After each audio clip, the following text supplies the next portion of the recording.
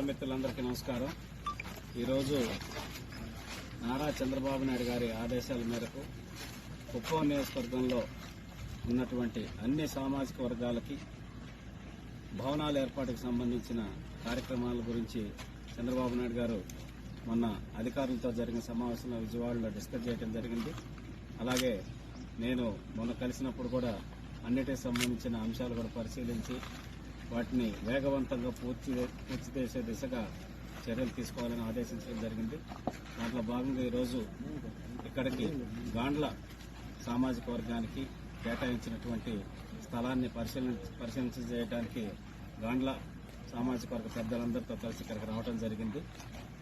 ఈరోజు ఇక్కడ 2 ఎకరాల పైచిలకు సైట్ అనేది ప్రభుత్వం తరఫున ఇక్కడ గాండ్ల సామాజిక భవనానికి కేటాయించడం జరిగింది.